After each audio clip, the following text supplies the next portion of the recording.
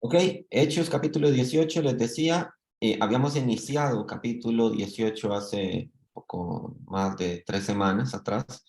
Entonces, en su momento habíamos designado esa enseñanza cuando Pablo llega a Corinto por primera vez, y esa enseñanza la denominamos la ciudad del pecado, ¿no? Sin City, que era Corinto. Cuando Pablo recién llega ahí, Corinto era conocida mundialmente por ser una ciudad totalmente entregada a la lujuria, a la idolatría y al pecado, a la inmoralidad en general, ¿verdad? Cualquier similitud con nuestra sociedad actual, ¿verdad? Creo que es reiterativo. Pero en el capítulo 18, acompáñeme a leer desde el versículo 4 y hoy terminaremos en el versículo 11. Y dice, Hechos 18, del 4 al 11, dice, y discutía en la sinagoga todos los días de reposo y persuadía a judíos y a griegos. Y cuando Silas y Timoteo vinieron de Macedonia, Pablo estaba entregado por entero a la predicación de la palabra, testificando a los judíos que Jesús era el Cristo. Pero poniéndose y blasfemando estos, les dijo, sacudiéndose los vestidos, vuestra sangre sea sobre vuestra propia cabeza.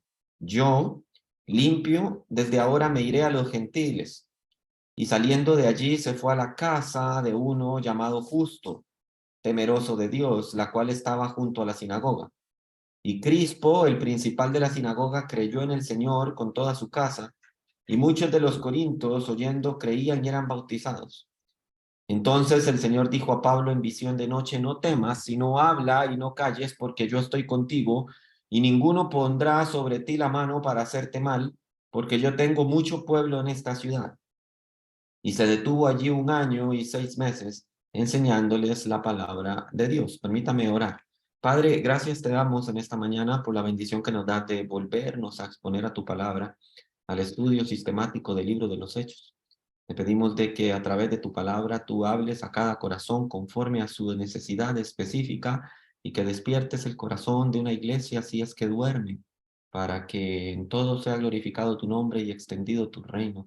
Te pedimos todo esto en el nombre de Cristo Jesús. Amén y amén.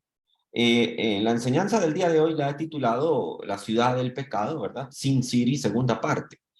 Y bueno, quería iniciar con un video corto que estaba, bueno, la crónica de un video corto que vi hace unas semanas atrás, donde una periodista le hace la siguiente pregunta a un indigente, ¿verdad? Le dice, ¿cómo es la vida en un lugar lleno de indeseables? Esa fue la pregunta que le hizo la periodista a un hombre sin hogar, ¿verdad? A un indigente que vivía debajo de un puente.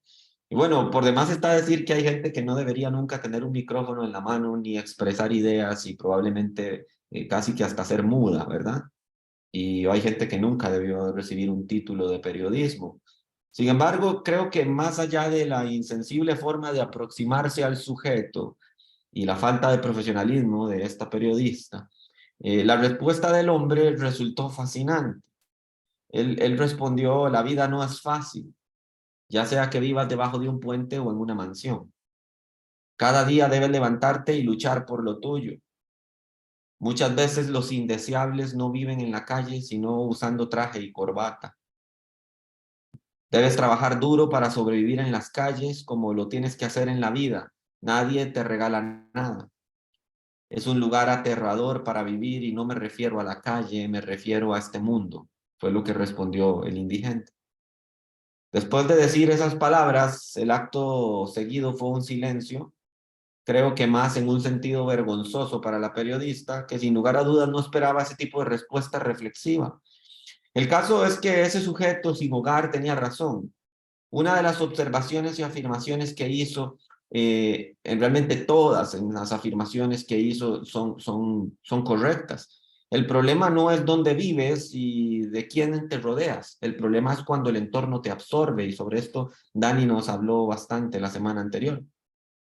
Hace unas semanas atrás iniciamos el subtema de Pablo llegando a la comunidad de Corinto y titulamos, como les decía, ese estudio La ciudad del pecado, porque Corinto en realidad lo era.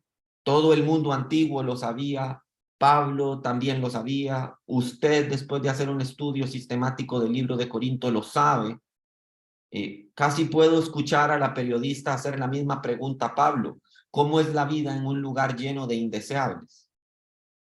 Como si no tuviéramos todos que vivir o lidiar con la misma sociedad llena de inmoralidad, de insensibilidad, de pecado, de maldad, de un exceso desmesurado de competitividad profesional, por ejemplo. Sin embargo, Pablo, en lugar de ser irónico, podría responder prácticamente igual que lo hizo el hombre desposeído a la periodista. Corinto es un lugar donde debes luchar por lo tuyo. Va a ser difícil y en algunas ocasiones será aterrador.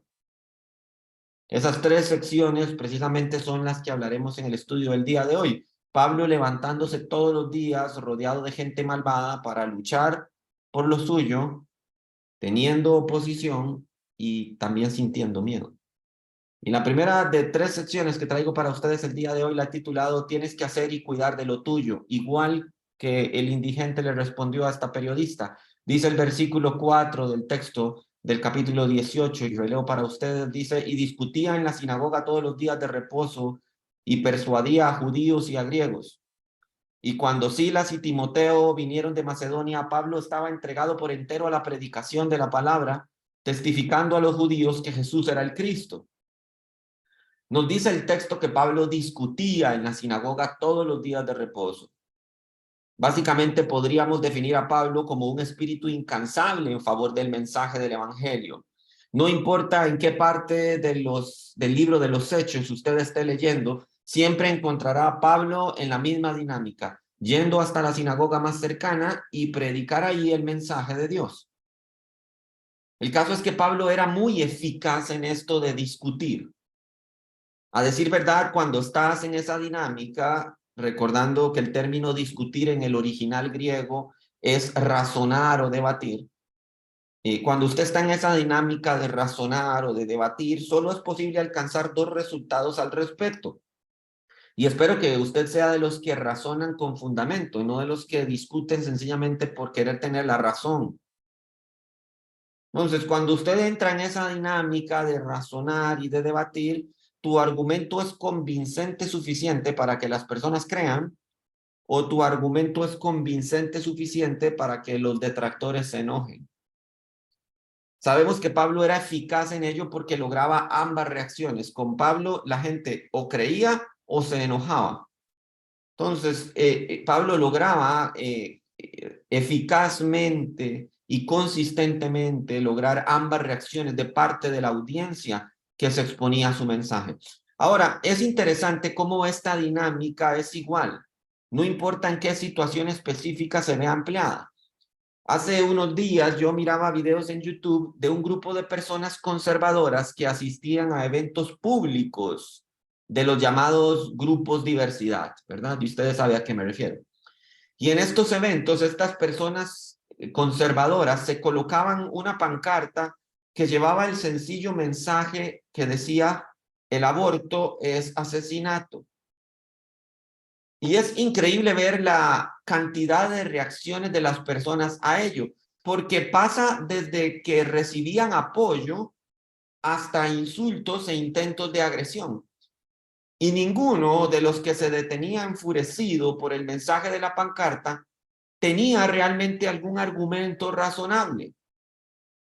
Así que este tipo de personas agresivas, enojadas, las enojonas, ¿verdad? Las que leían la pancarta y como hace un cortocircuito con su ideología particular, entonces, pues sí, se enojaban, hacían berrinches, gritaban, intentaban por todos los medios acallar o ocultar el mensaje, pero ninguna presentaba algún argumento razonable. Entonces, cuando alguien se detenía y preguntaba información sobre la información que se estaba dando del aborto, pues este tipo y este grupo de personas se dedicaban a llevar algunos tarros y a hacer ruido, a brincar y a cantar en voz alta para que de cualquier forma se viera impedido dar algún tipo de información sobre el argumento que el aborto es un asesinato. Entonces, realmente eso no es un argumento en contra, es solo una actitud infantil respecto a una situación de la cual no se tienen los argumentos necesarios para hacer una contratesis. Entonces, este tipo de gente abandona cualquier oportunidad de debatir para sencillamente enojarse y maldecir o insultar. Pablo tenía que lidiar con la misma situación todo el tiempo.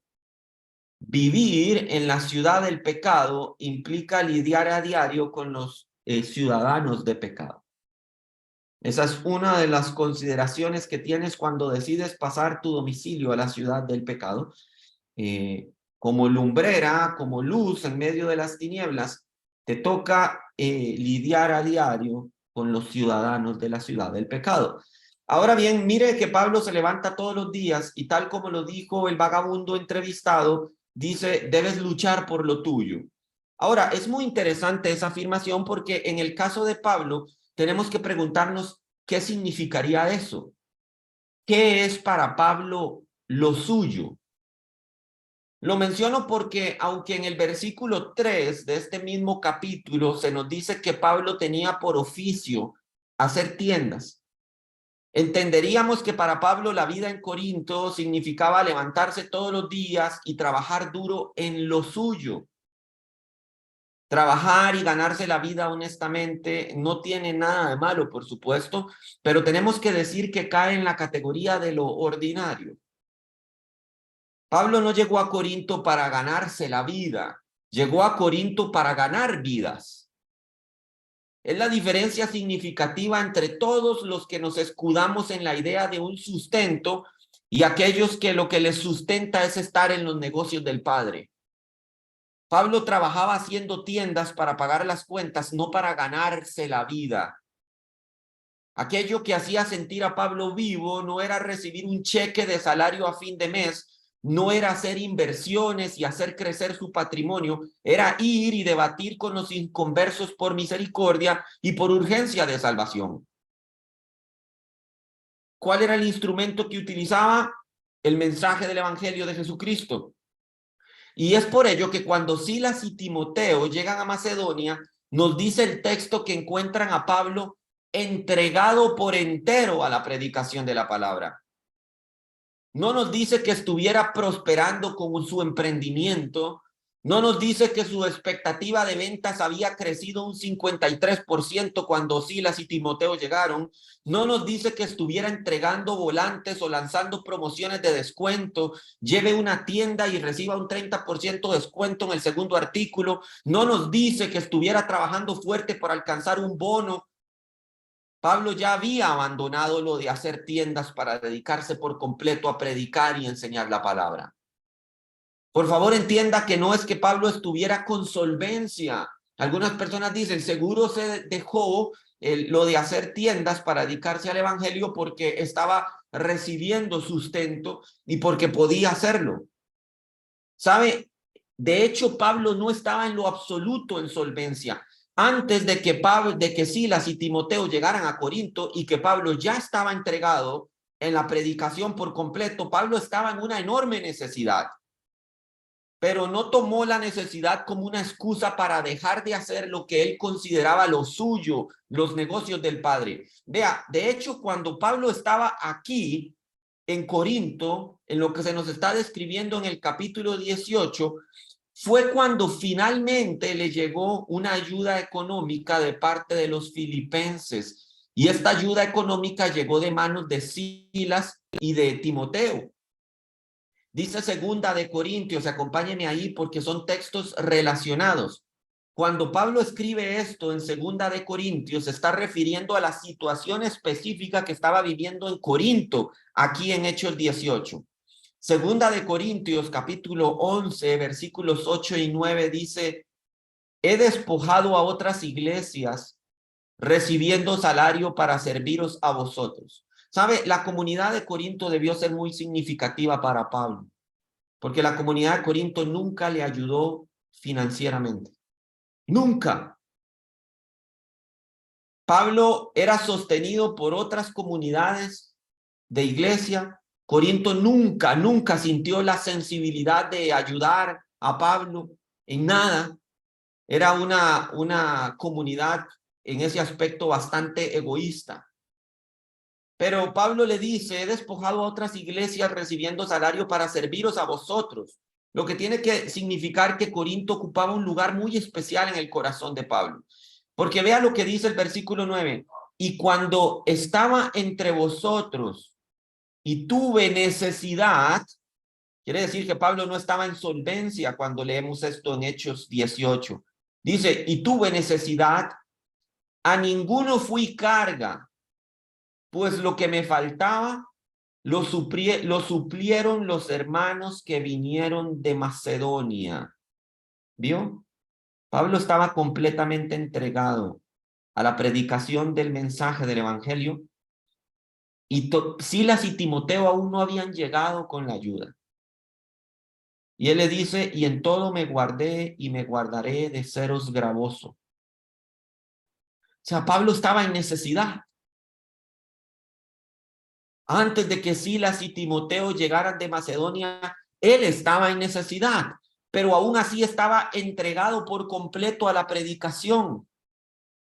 Y dice que cuando Silas y Timoteo trajeron a Pablo la ofrenda que los filipenses habían enviado, Pablo escribe su carta a los filipenses y en el capítulo 4, en los versículos del 11 al 13, Pablo dice lo siguiente, por favor, para que piense y se desprenda de la idea de que usted tiene que estar completamente bien para dar ese paso de servir al Señor.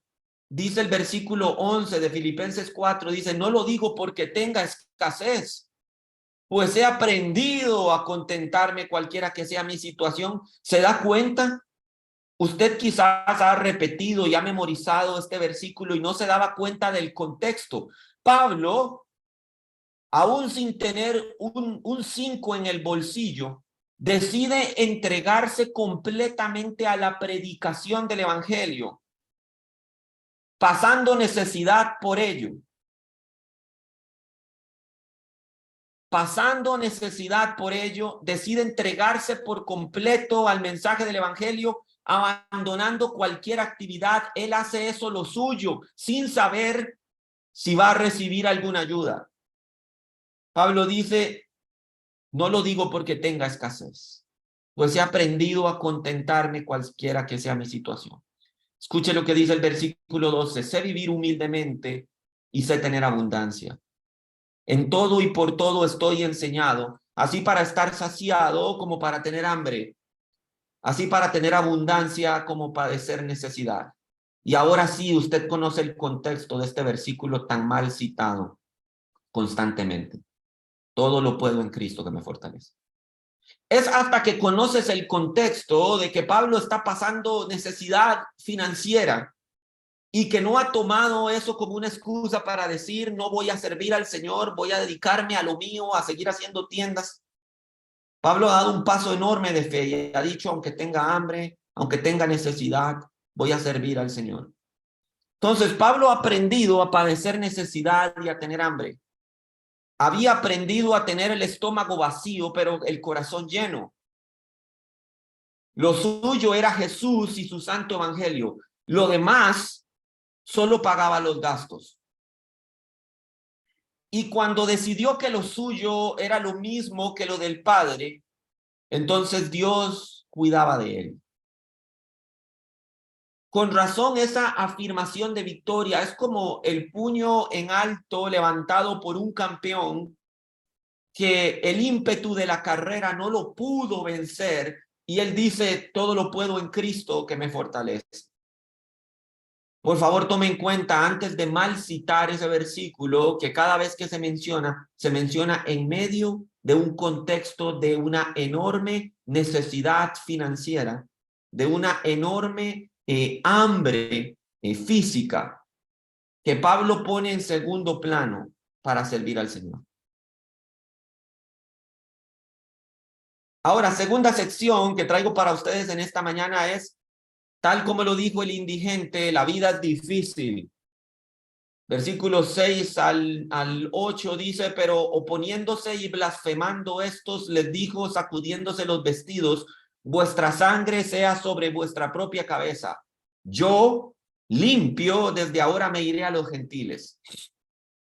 Y saliendo de allí se fue a casa de uno llamado Justo, temeroso de Dios, la cual estaba junto a la sinagoga. Y Crispo, el principal de la sinagoga, creyó en el Señor con toda su casa, y muchos de los corintios, oyendo, creían y eran bautizados. La vida es difícil, solo hay que estar vivo para saberlo. Pero al mismo tiempo, tampoco es algo que hay que tomárselo de forma personal. Note cómo inicia el versículo 6. Dice, pero oponiéndose y blasfemando. La mayoría de personas pasan por alto que la oposición y la blasfemia no era contra Pablo. No dice oponiéndosele a Pablo y blasfemando contra Pablo. La oposición y la blasfemia era contra Jesús. La resistencia que Pablo enfrenta no es porque la gente en Corinto tuviera algo contra él, sino contra lo que Pablo predicaba. ¿Sabe? Esa dinámica tampoco ha cambiado al día de hoy. Muchas veces usted experimentará un odio, si es que está haciendo las cosas bien, eso sí, y una oposición férrea de personas que ni siquiera lo conocen o la conocen. ¿Sabe? Eso es un aspecto irracional. ¿Sabía usted? Yo no puedo experimentar odio acerca de una persona que me es desconocida. De la misma forma en que usted no va caminando por la calle y de forma espontánea siente odio por el desconocido que acaba de pasar frente a usted. Va caminando por plena avenida central, pasa una persona frente suyo y usted dice, a partir de ahora odio genuinamente a esa persona desconocida que acaba de cruzarse en mi camino. El sentimiento de odio es una emoción que experimenta el sujeto sobre la base de una situación traumática y no puede ser impersonal. Hay mucho odio hoy en día, pero eso obedece a traumas en aspectos específicamente psicosomáticos que la persona ha tenido a lo largo de su vida, en su infancia, en su adolescencia, en su vida adulta, y por eso tienen un odio y un resentimiento asiduo en su corazón. Y no han permitido que Jesús entre ahí y limpie la casa y ponga las cosas en orden y los libere de esa prisión que significa el odio. Pero en un sentido estricto, el odio no es un sentimiento que pueda ser catalogado como impersonal. Siempre es una patología que exige una correlación. O sea, la gente odia y puede que refleje toda su ira y su frustración contra mí, pero realmente a quien odia es al padre que lo abandonó, a la madre ausente, al tío o la tía que abusaron de ellos. O sea, hay una situación filial, una correlación que generó ese trauma que hace que las personas reaccionen a un odio que está adherido a su corazón. Es imposible odiar sin que haya un relacionamiento previo. Por eso sabemos que el odio que experimenta Pablo en su contra no es algo personal contra él. El odio que experimenta usted por declararse cristiano no es personal. Las personas odian, discuten y se oponen a aquel ideal que usted mediante su testimonio representa, pero no es contra usted. Ahora, Jesucristo sí experimentó odio contra su persona, pero usted no. Entonces, es mismo caso igual con la blasfemia. Nadie blasfema contra mí, porque la blasfemia solo puede ser contra Dios. Lo que quiere decir es que todas esas expresiones ofensivas que las personas tienen de la palabra, de Jesús y del evangelio, no deben ser personalizadas, no son contra usted, son contra Dios. Así que no se lo tome tan en serio, no es personal, al menos no en contra suya. Ahora, sin embargo, dice la escritura, y a todo esto que Pablo dice, sacude los vestidos y se va hacia los gentiles. ¿Qué significa esto? Una cosa es que no sea personal y otra cosa es que yo tenga que aguantarlo. El hecho que las personas se pongan agresivas y molestas contra el evangelio no quiere decir que yo me tenga que quedar gustoso a escuchar sus estupideces. Hay un viejo proverbio africano que dice, el mono chilla o el mono grita, pero el león no tiene que quedarse a escucharlo. Básicamente implica la idea de no prestar nuestros oídos a las cosas sin importancia, a los berrinches, a los gritos, a las cóleras y a las manifestaciones de ese odio visible de las personas en contra de Dios. Dice, el mono chilla y el león ni pelota le da, el león agarra y jala. ¿Por qué tiene que quedarse el león a escuchar los berrinches del mono? He escuchado personas decir palabras tan ofensivas contra Jesús, contra la iglesia, contra la palabra, y yo no tengo por qué quedarme y terminar de escuchar sus rabietas ideológicas contra el evangelio.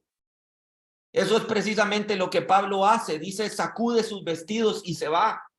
Yo no sé si usted sabe lo que significa sacudir los vestidos, pero es una expresión sumamente dramática de parte del apóstol Pablo, en donde dices, yo no quiero que mis vestidos queden ni pegado el polvo de este lugar, pero ni el polvo, ni en mis sandalias, ni en mis vestidos, yo sacudo todo de mí para despojarme por completo de cualquier cosa que haya en este lugar, de su influencia, de su ideología. Eso es lo que significa sacudirlo. Fue una forma dramática de expresar rechazo hacia el rechazo. Ahora, la vida es difícil, sí, pero también trae sus revanchas y satisfacciones. Vea lo que dice el texto a continuación en el versículo 7. Dice, saliendo de allí, se fue a la casa de uno llamado Justo, temeroso de Dios, la cual, subraye esto, estaba junto a la sinagoga. Vea, Pablo se fue de la sinagoga, pero literalmente se pasó a la casa de la par. En otras palabras, solo se apartó unos cuantos metros y allí siguió predicando. Me resulta muy chistoso, en lo personal a mí, pensar que los judíos de la sinagoga aún podían escuchar a través de las paredes el mismo mensaje que los indignaba y que los incomodaba tanto. Aún tenían que ver todos los días a Pablo, no podían cruzar la calle, no podían tomar otro camino para llegar a la sinagoga, sencillamente no iban a poder evitarlo. Tenían que pasar justo frente a la casa de Justo y escuchar las mismas palabras de la predicación a la que tan vigorosamente se oponían. Incluso pienso yo que debió ser doblemente indignante para ellos que, digamos que el jefe de todos ellos, el jefe de la sinagoga llamado Crispo, sí creyó al mensaje del evangelio.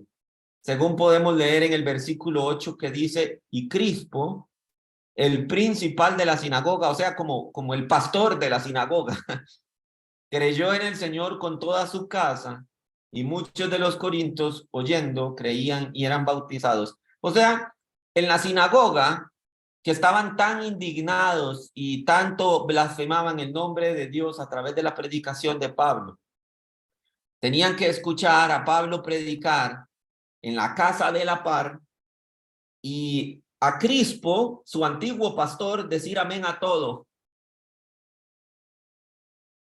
Vea, esto es tan interesante que incluso cuando usted lee Primera de Corintios, capítulo 1 y 14, Pablo dice que él prácticamente no bautizó a nadie, solamente a dos, y de entre ellos estaba Crispo, dijo a Crispo y a Gallo. Ahora, esto no ha de haber sido fácil para Pablo. Imagine la oposición que tuvo que representar el hecho de estar predicando y residiendo justo al lado de la sinagoga en donde tanta resistencia encontró. Y además de eso, que el pastor de la sinagoga se pasara de bando.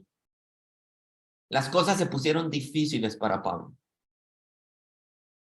Tanto fue así que nos dice el texto que tuvo miedo. O sea, el texto no nos dice a qué nivel estaban escalando la oposición y las dificultades, el rechazo, esas miradas ya molestas, esas miradas de odio.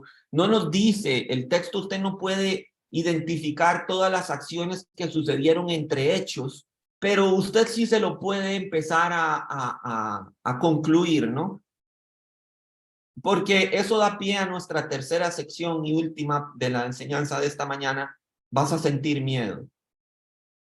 Dice el versículo 9, entonces el Señor dijo a Pablo en visión de noche, no temas, sino habla y no calles, porque yo estoy contigo y ninguno pondrá sobre ti la mano para hacerte mal, porque yo tengo mucho pueblo en esta ciudad. Y se detuvo allí 1 año y 6 meses enseñándole la palabra de Dios. Como lo dijo el vagabundo, el mundo es un lugar aterrador. Hay algunos horrores que incluso son innombrables. Es lo que sucede si usted vive en la ciudad del pecado. El caso es que incluso Pablo tuvo miedo. El versículo 9 nos menciona que Dios tuvo que decirle en una visión de noche, no temas. Si se pone a meditar en ello, el temor de Pablo no es algo superfluo. No es solo un susto o una angustia repentina. Fue un temor lo suficientemente fuerte y fundamentado como para que el Señor mismo tuviera que dirigirse a él en visión. ¿Sabe? Muchas veces usted se levanta ahí asustado en la noche, uy, se me olvidó pagar el agua, mañana me la cortan. O qué sé yo, diga, uy, no sé si me va a alcanzar la quincena para fin de mes. O, híjole, es que me da miedo de que olvidarme de ponerle la merienda a la niña en cualquier tontera que lo levante a usted de noche. Vea, ante esa cosa de preocupaciones superfluas de la vida, no es que se le va a desplegar una pantalla en el cielo y le va a mostrar Dios todo su plan eterno. Puede Dios hacerlo por su providencia divina, pero en el 99.999% de los casos no va a suceder. Tenía un profesor en la universidad que tenía un dicho, el profesor de estadística, que yo lo uso cada vez que puedo. Y él dice, es posible, pero altamente improbable. Entonces, sí es posible que Dios se le aparezca y le cuente un montón de cosas de sus misterios insondables, pero es bastante improbable que suceda si lo que le preocupa a usted es que se le están quemando los frijoles. Así que lo que Pablo realmente está sintiendo es un miedo, un temor fundamentado en su experiencia, lo suficientemente fuerte para que el Señor tenga que intervenir y decir es, ay, aquí me tengo que meter y tengo que volverlo a enrumbar y ponerle las cosas claras. Así de fuerte es el temor de Pablo. Es un gran temor. Mi hija Eva tiene un peluche favorito, ¿sabía usted? Es una pequeña pollita con un vestido de puntos y colores y un lazo en la cabeza. Si usted conoce a Eva, conocerá y sabrá que la lleva a todo lado. El nombre de ese peluche es simplemente Polla. La razón por la que ese peluche es tan amado por mi hija es porque yo, su papá, hago una chistosa voz ronca y aguda y entonces a través de la polla, el papá entabla largas y divertidas conversaciones con Eva. Polla es la responsable de contar el cuento con que Eva se va a dormir. No puede faltar. La mayoría de las veces ese cuento para dormir es alguna historia inverosímil y divertida que le va a arrancar las últimas carcajadas del día antes de que termine vencida por el sueño. Es bastante satisfactorio verla dormirse con las historias de la polla. Ahora, el caso es que Eva comparte mucho con Polla, ¿sabía usted? Incluso ha llegado a contarle a Polla sus temores más grandes. Son algunas de esas cosas que sin la interacción con ese peluche, probablemente ella nunca nos habría contado a Rebe y a mí. El caso es que Polla, para minimizar los temores que le está contando Eva, Polla también le cuenta sus miedos. Y bueno, en resumen, a Polla le asustan los pollos mojados porque dice que se ven escurridos. Le asusta estornudar y que se le salgan los mocos y también le asusta perder un zapato. Cada vez de que Polla comparte sus miedos con Eva, Eva se ríe y se olvida de los suyos. Evidentemente, Eva se ríe de los temores de Polla. Y si bien su papá usa el peluche para minimizar los temores de Eva, no puedo dejar de pensar en ello porque con nosotros y Dios sucede exactamente igual.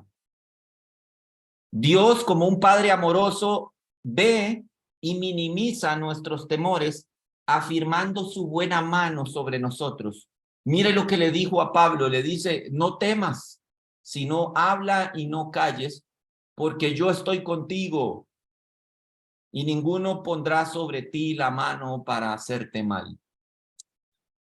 Parece ser, de acuerdo a lo que Dios mismo le está diciendo a Pablo, y coinciden varios estudiosos, que sus temores iban al menos en tres direcciones. Tres direcciones podían estar influenciando los temores que Pablo tenía en este momento.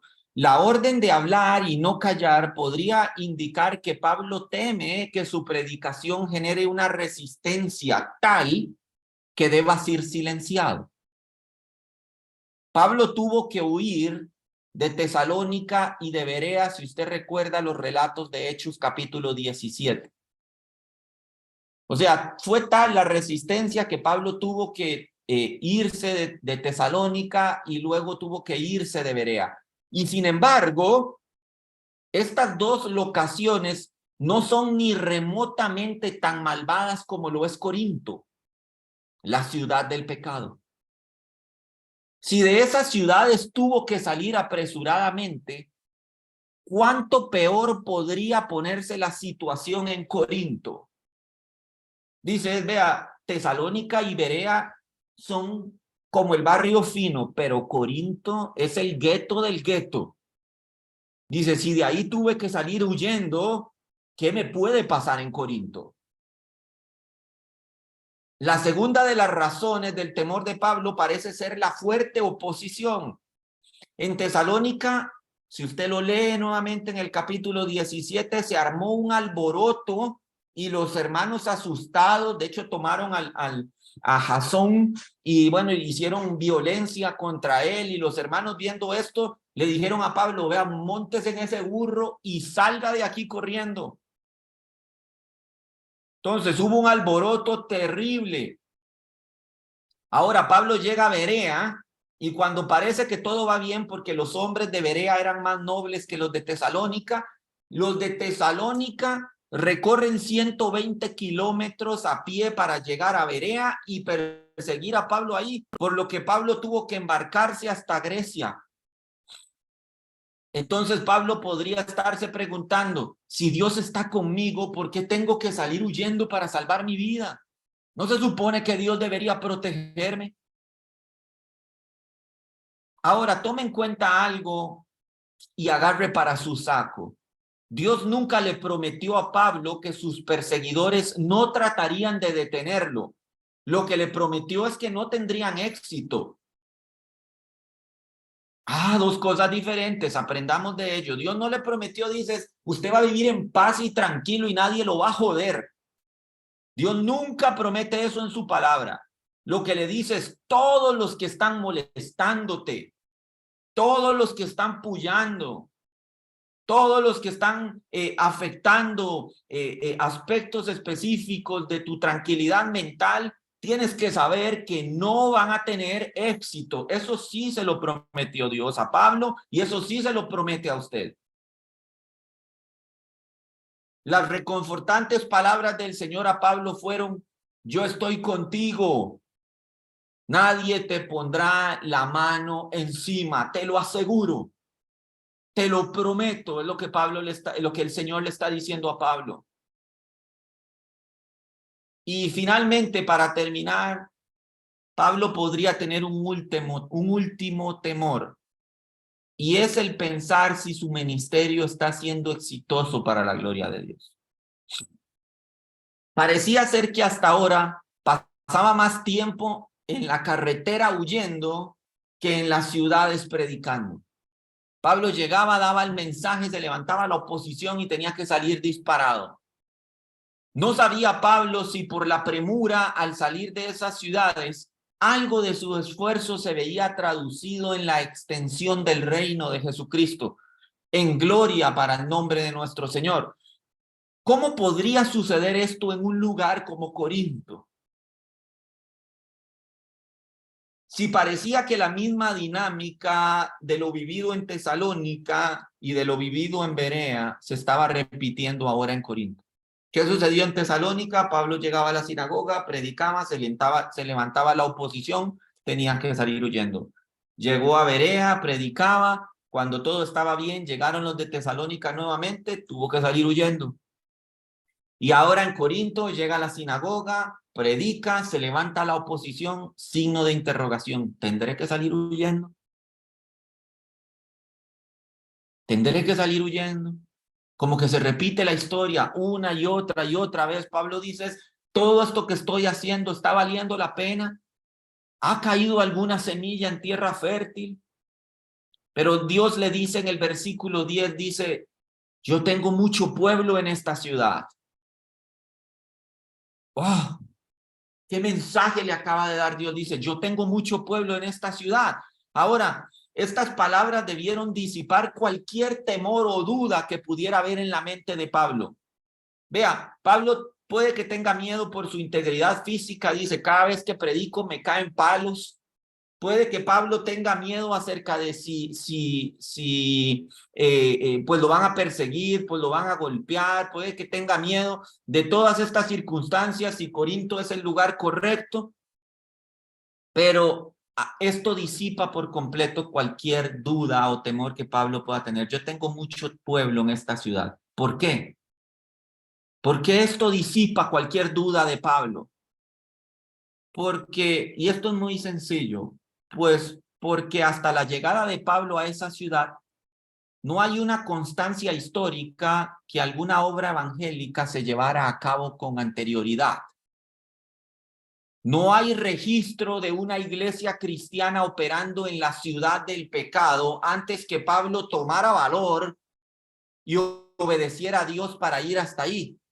Entonces, ¿cuál pueblo en esa ciudad se está refiriendo al Señor? No es que Dios le está diciendo, usted tranquilo, ahí está oasis de esperanza, ahí está ciudad de Dios, hay muchos cristianos, hay muchas iglesias acá. Eso no es lo que le está diciendo Dios.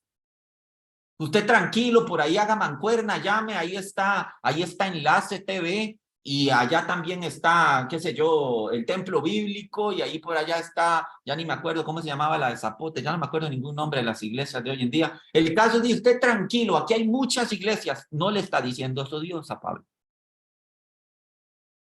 Le está diciendo Pablo, aquí yo tengo mucho pueblo, pero no hay iglesias, para no hay un ministerio previo. No es que antes de Pablo ahí estuviera Pedro, Juan, Apolos, no había nadie ahí. Entonces, ¿cuál pueblo en esa ciudad se está refiriendo al Señor? No había creyentes ahí establecidos. Y esta es la importante, subráyelo. No había creyentes establecidos aún. Nuestros temores se fundamentan en el desconocimiento, las promesas de Dios en su omnisciencia. Pablo tiene temores, Dios tiene certezas. Tú miras esta ciudad, le dice Dios a Pablo, tú miras esta ciudad como lo que es. Yo la miro como lo que será a través del evangelio que tú prediques. Por eso te digo, no te calles y no dejes de predicar. Porque tú miras esta desolación y yo miro aquí un jardín. Tú miras a estas personas en su condición, yo las miro con misericordia. Tú no sabes lo mucho que voy a usarte en esta ciudad, pero yo sí lo sé, le dice el Señor. Pablo ve un escenario sombrío, Dios ve salir el sol de justicia sobre Corinto. Eso ha de haber reanimado el corazón del evangelista. Tanto así que finaliza el texto diciendo, y se detuvo allí 1 año y 6 meses. ¡Ja! Y nadie le puso la mano. Hubo oposición, sí, fue difícil, sí. Pablo se levantó todos los días a hacer lo suyo, que era predicar el evangelio. Sí, y Dios cumplió su parte. 1 año y 6 meses se detuvo ahí. 1 año y 6 meses predicó. 2 cartas con textos extensos a la iglesia en Corinto. Una iglesia establecida.